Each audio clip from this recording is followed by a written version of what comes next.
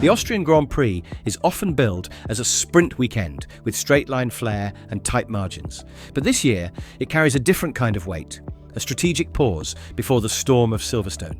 In the compressed cadence of a triple header, the Red Bull Ring becomes more than just a high-altitude circuit tucked in the Styrian hills. It's the battleground for decisions made behind closed doors, where some teams bring the future forward while others hold it back for the home soil spectacle of the British Grand Prix. And that creates a tension that isn't visible in the timing screens yet. Ferrari, once again cloaked in ambiguity, has hinted at a key suspension or floor update, but no one on the grid can say with certainty what will appear on the SF25 when the garage shutters lift on Friday. Mercedes, fresh off a momentum-shifting podium, arrives with quiet confidence and a confirmed upgrade path. Aston Martin and Red Bull, meanwhile, are playing the long game, using Austria as a data-gathering stopgap. And McLaren? That's the wildcard. Rear limited grip and race-long tyre stress could break their recent rhythm, even with Lando Norris approaching one of his most statistically successful circuits. This weekend isn't about who brings the biggest parts. It's about who reads the chessboard one move ahead. In a championship where every fraction of performance must be measured against long-term strategy, Austria becomes the perfect inflection point. And what happens here may define who arrives at Silverstone already in control. From a technical standpoint, the Austrian Grand Prix presents a deceptively complex challenge. At just over 4 kilometers in length, with only 10 corners, it appears simplistic on paper. But the demands it places on power unit deployment, rear traction and brake stability are anything but.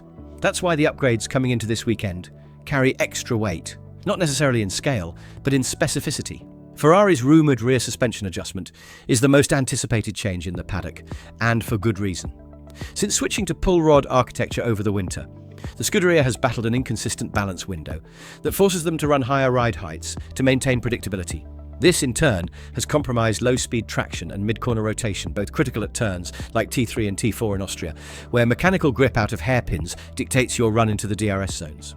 If Ferrari does introduce a revised rear suspension geometry here, particularly with altered linkage angles or anti-squat characteristics, it could finally unlock the lower ride height setup they've been chasing all year.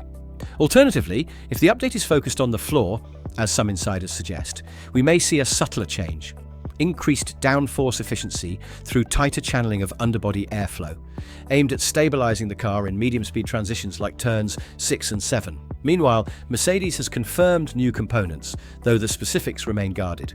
Given their recent gains in rotation and traction, it's plausible they are refining their rear aero platform or making minor suspension tuning tweaks to capitalize on the low-grip asphalt here. With tyre degradation expected to be modest, any aerodynamic or mechanical grip enhancement could swing the weekend. This isn't about revolution, it's about extracting that extra tenth per sector. And in a race where track position is everything, that tenth could decide the outcome of both the sprint and the Grand Prix. While the technical upgrades may dictate lap time, it's the human element that decides how those tools are wielded under pressure. Nowhere is that clearer than within the intra-team dynamics simmering beneath the surface at the top squads. At Ferrari, Charles Leclerc knows the window to assert himself as the team's undisputed leader is closing fast. He spent much of the season wrestling a car that doesn't bend to his driving style, and now with the potential of a rear suspension fix on the horizon, all eyes are on whether he can extract the edge over Lewis Hamilton, who's adapted to the SF25 with unnerving precision. Hamilton, for his part, brings an almost surgical approach to high-altitude tracks like Austria, where braking stability and energy recovery synchronization are key. The risk? If the upgrades favour Hamilton's smoother input style, the internal power balance at Ferrari may quietly shift before Silverstone even arrives.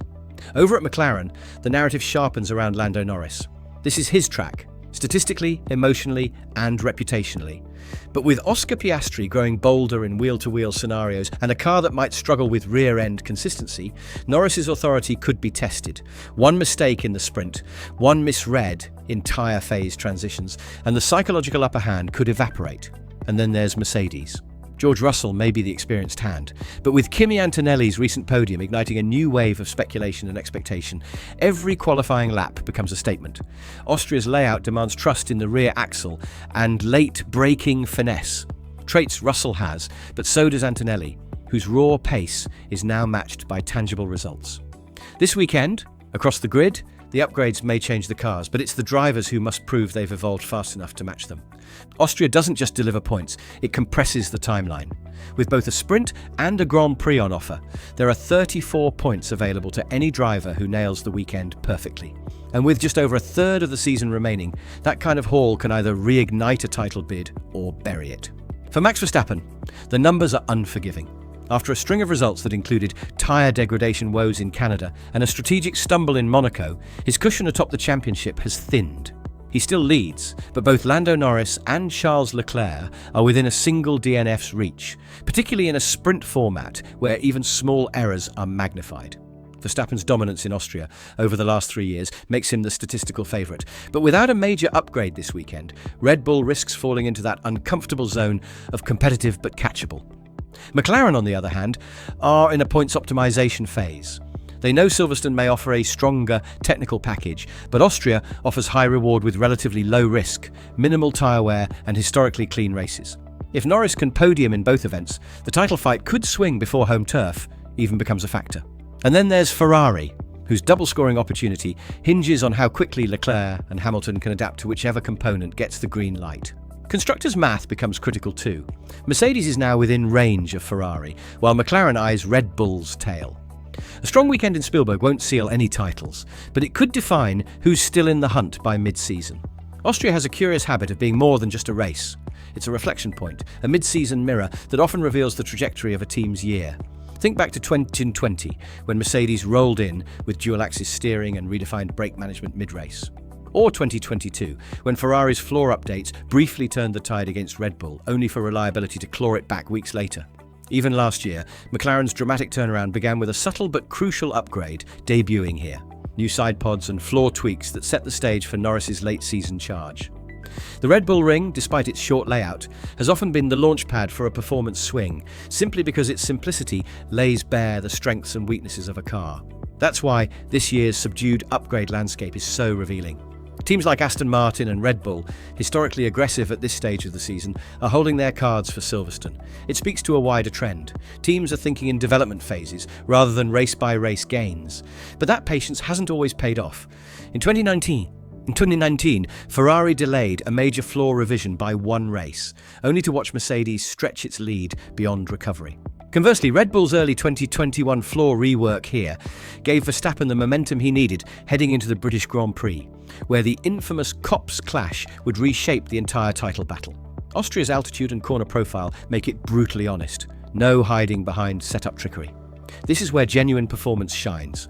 And in seasons past, the teams that chose action here over anticipation have often reaped the rewards, which is why Ferrari's ambiguity this weekend carries weight. If they wait for Silverstone, they risk giving away more than just points. They risk the psychological edge that Austria has delivered to the bold, season after season. The decisions made this weekend in Spielberg won't just influence the outcome of the Austrian Grand Prix, they'll shape the strategic landscape for the next 6 weeks. Silverstone is just around the corner, and it's not just a home race for 3 of the top 4 teams, it's also a technical proving ground. High-speed direction changes, rapid elevation shifts, and relentless lateral loads expose every aerodynamic weakness.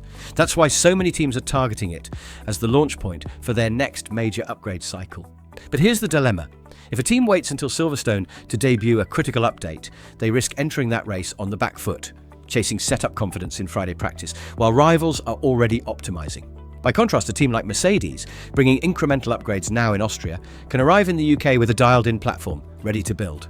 Ferrari's indecision, floor or suspension, Austria or Silverstone, could become a narrative of hesitation, especially if McLaren or Mercedes capitalise on momentum this weekend. Red Bull's approach is steadier. They know Max Verstappen's consistency here buys them a buffer. But even they can't afford to miss the window if Silverstone exposes the very weaknesses that Montreal hinted at: rear-end instability and limited setup flexibility. And don't forget, Hungary looms shortly after, a high downforce circuit where traction and balance rule. Upgrades brought late risk, missing both opportunities. Austria then becomes the calibration point. It reveals who's reading the season's rhythm correctly and who might find themselves playing catch-up during the most punishing phase of the calendar. In a season defined by convergence at the top, the choices made in Austria may echo far beyond the confines of the 2025 campaign. For teams like Ferrari and Mercedes, the delicate balance between extracting short-term performance and laying groundwork for 2026's sweeping regulation overhaul is already in motion. A rear suspension upgrade introduced now doesn't just solve an immediate problem, it becomes the template for next year's mechanical architecture. That's why Vasseur's timing is so crucial. A decisive step here could anchor Ferrari's long-term development philosophy, while another delay risks repeating the iterative indecision that has plagued Maranello in past transitions. Mercedes, by contrast, is already shifting toward continuity, small gains now, scaled systems later. If Antonelli continues to perform, they're building not just a car, but a platform for a new era. Red Bull's restraint is calculated. They're betting on Verstappen's consistency and engineering maturity to stretch their current advantage without burning development bandwidth too early.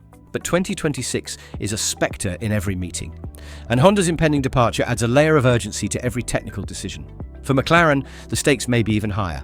Their momentum this season isn't just about winning races, it's about re-establishing themselves as a perennial threat before the reset. If they can end 2025 as the team best positioned for the future, every choice made now, from upgrades to driver hierarchy, takes on added significance. Austria may be a small track, but its implications are massive. It's not just the fight for today's points, it's the quiet shaping of tomorrow's order. One update, one decision, one race at a time.